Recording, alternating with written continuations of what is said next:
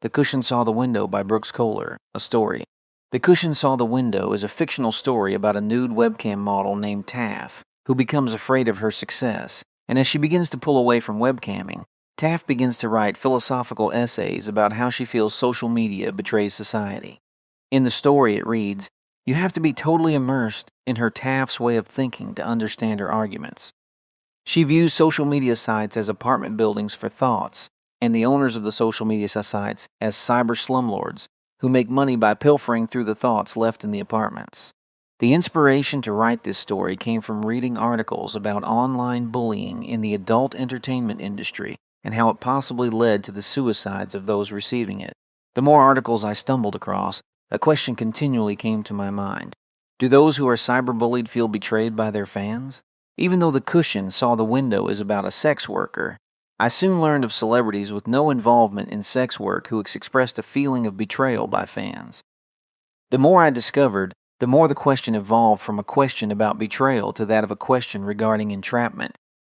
And I began to ask myself, are cyberbullies pulling a bait and switch on those who entertain for a living to receive some kind of personal gratification? Obviously, I began to read a lot into what might cause a person earning money from online sex work to become so fearful of their fans they end their life. But I could not help but draw potential reasons from what research revealed. Despite many websites catering to those who want to perform sex work, it remains for many a taboo. Those who appear nude for commercial gain risk losing family, friends, and possibly career opportunities outside adult content creation. This is one reason I believe many simply disappear from sex work and are never heard from again. They are not dead.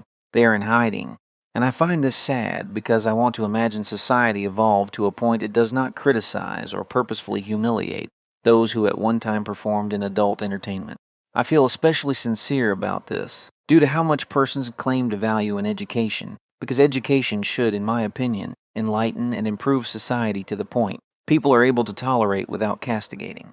When it came to designing the character Ian, Taft's roommate, I wanted to make him appear more as a helpmate than a suitcase pimp, a street-level term used to describe a man who earns their living off the labor of a sex worker.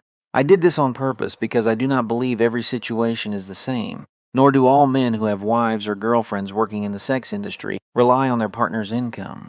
Of course, this does not mean Ian lacks in faults. He continuously finds himself without a job and needing the financial support of Taft. He drinks and makes bad choices, and when the going gets tough, he finds himself feeling as though he has no purpose. This is in stark contrast to Taft, who has confidence and a strong work ethic but panics. Ian is not a panicky person, and ironically, he serves as a stabilizing force in Taft's life, making it difficult for her to dismiss him. Lastly, I want to speak briefly about the warehouse Ian finds himself working in. The idea of a warehouse filled with adult movies and items is not myth.